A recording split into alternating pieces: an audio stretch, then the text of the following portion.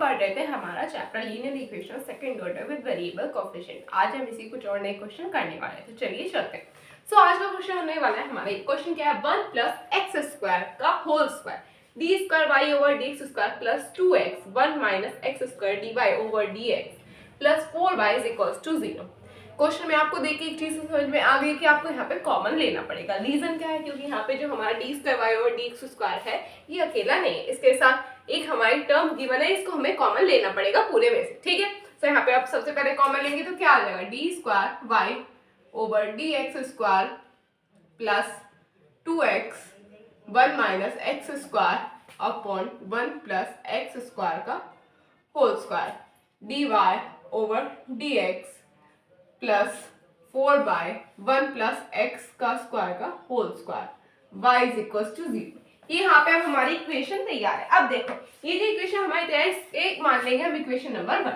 ठीक है, equation number 1 मान लेंगे, कोई दिक्कत होगी नहीं इसे 1 मानने में। अब इसे वेट x²। अब अगर आप यहाँ पे देखो ये x² है ना, वेट फॉर अ सेकेंड, ये प्लस x² है, ये प्लस है। ठीक है, तो इस एक टर्म से हमारी ये टर्म हो जाएगी कैंसिल। ठीक है, तो यहाँ पे हम डायरेक्टली क्या लिख सकते हैं कि यहाँ पे बचा हमारा 1 + x² का, ये बचा हमारा यहाँ पे। ठीक है, अब इसे इक्वेशन नंबर 1 मान लो। अब हमें यहाँ पे क्या फाइंड करना पड़ेगा, p q और r तो हमारा 0 है, पता चल रहा है। p और q क्या आ जाएगा, यहाँ पे हमारा p आ जाएगा हमारा 2x 1 + x², वहीं q आ जाएगा हमारा 4/1 + x² का होल स्क्वायर, और r आ जाएगा हमारा 0। अब यहाँ पे हमें हमारी तीनों वैल्यूज मिल गई। अब यहाँ पे क्या करेंगे, यहाँ पे रिप्लेस कर देंगे किसको, x को कर देंगे z से। ठीक है, यही तो काम करना पड़ेगा हमें। On replacing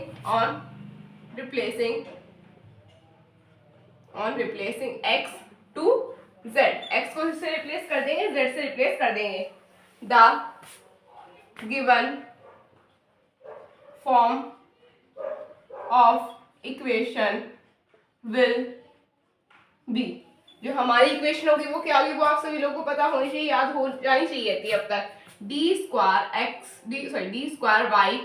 / dz² plus p1 dy / dz plus q1 y = r।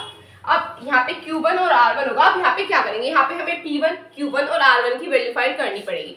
आपको पता चलेगा जब हमारा r 0 है तो r1 भी क्या आएगा हमारा 0, यानी कि हमारे यहाँ पे सिर्फ और सिर्फ दो काम है, एक तो p1 की वैल्यू फाइंड करना है, q1 की सबसे पहले q1 की वैल्यू फाइंड करेंगे।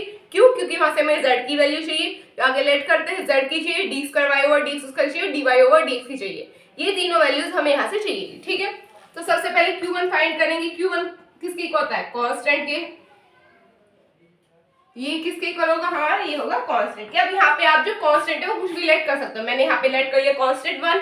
अब फॉर्मूला क्या था, सबसे पहले 4/, यहाँ पे आ जाएगा 1 + x² होल स्क्वायर, ये q1 के इक्वल चल रहा है। तो अब तक आप लोगों को फॉर्मूला याद हो जाना चाहिए, जहां तक मैं मान के चलिए हो गया होगा। नीचे क्या आ जाएगा, dz / dx का होल स्क्वायर = 1। अब ये जो टर्म है दूसरी तरफ उठ के चली जाएगी, तो क्या आ जाएगा यहाँ पे, dz / dx का होल स्क्वायर = 4/1 + x² का होल स्क्वायर। अब देखो जब ये स्क्वायर हटाएंगे तो यहाँ पे क्या आ जाएगा 2, यहाँ पे क्या आ जाएगा, कुछ नहीं बचेगा, यहाँ पे पा जाएगी जब हम स्क्वायर हटाएंगे। अब यहाँ पे क्या करना पड़ेगा, इसे इक्वेशन इसे मान लो सेकंड, इसे मान लो थर्ड। रीजन क्या है, हमें एक बार इसको इंटीग्रेट करना पड़ेगा, एक बार करना पड़ेगा डिफरेंशिएट। रीजन, एक बार हमें z मिल जाएगा, एक बार हमें d" मिल जाएगा। तो यहाँ पे हमारे पास क्या है, r1 = 0, q1 = 1, हमें p1 फाइंड करना होगा, क्योंकि यहाँ पे जो p1 की वैल्यू से नोट कर लेंगे, p की वैल्यू 2x अपॉन 1 + x², यहाँ से z की वैल्यू फाइंड करेंगे, d' की यहाँ से हमें मिल गई और d" की फाइंड करेंगे। d' क्या है हमारा 2/1 + x²। ठीक है, अब डबल डैश और z फाइंड करना है, और फाइंड करना है p1, तो आप पहले से नोट कर लीजिए। डन,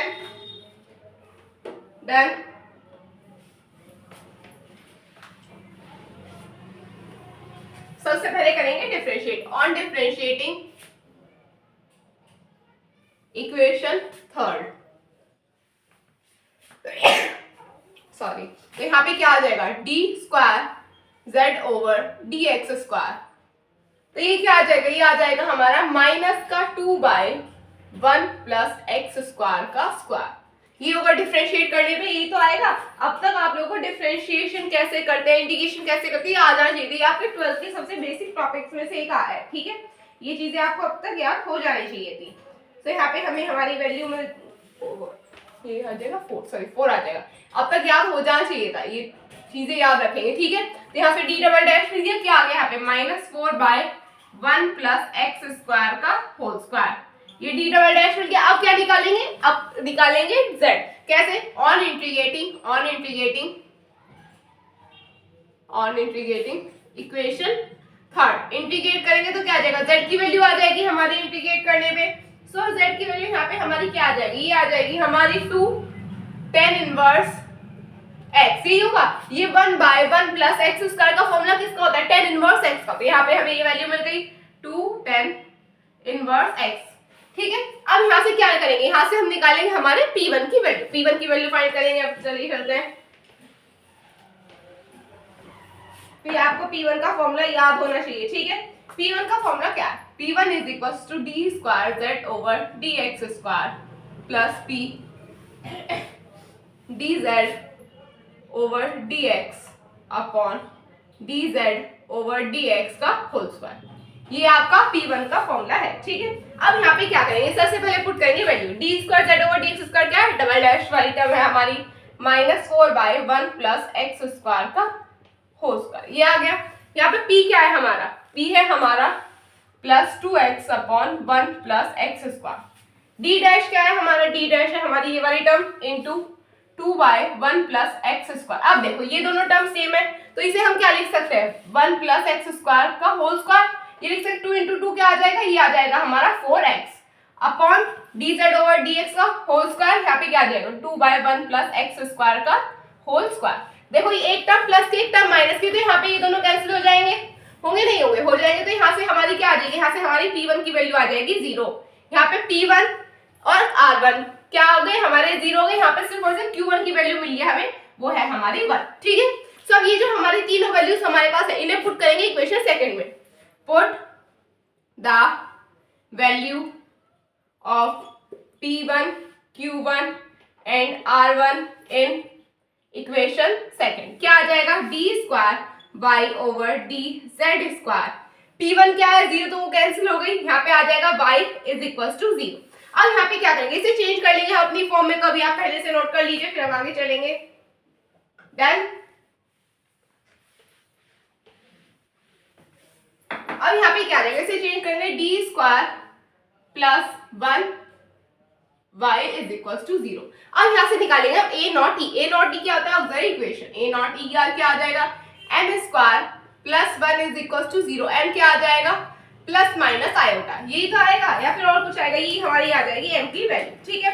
अब यहाँ पे क्या करेंगे, यहाँ पे हम निकालेंगे अपने cf की वैल्यू। cf क्या होता है, c1 क्या होता है, सबसे पहले यहाँ पे आता है आपका cos x cos z, क्योंकि यहाँ पे z की फॉर्म में चल रहा था, तो अगर यहाँ पे z की जगह x होता है तो यहाँ पे हम x लिखते हैं, प्लस c2 sin z। अब ये z कहाँ पे है, कल की थोड़ी सी डाउट आया था, ये z क्या है, z हमने लेट कहाँ से किया, z जो था हमने फाइंड किया, क्वेश्चन में हमने फाइंड किया था ना ऊपर कि z क्या होता है इंटीग्रेट करने पे, तो z की वैल्यू ये रही हमारी। तो यहाँ पे क्या आ जाएगा, c1 यहाँ पे आ जाएगा cos 2 tan inverse x plus c2 sin 2 tan inverse x।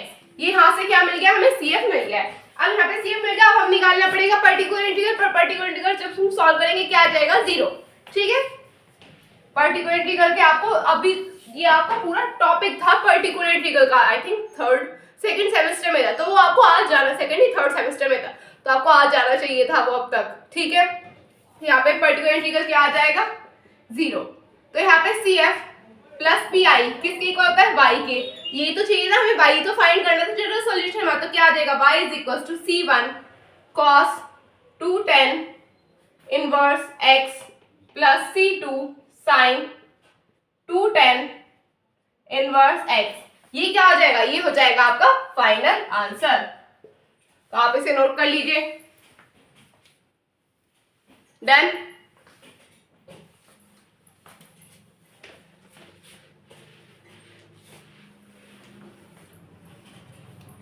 तो बस गाइस आज के लिए इतना ही। अगर आपको मेरी वीडियो अच्छी लगी हो चैनल को सब्सक्राइब कीजिए, वीडियो को लाइक कीजिए, अपने फ्रेंड से शेयर कीजिए। तब तक के लिए टेक केयर, बाय बाय।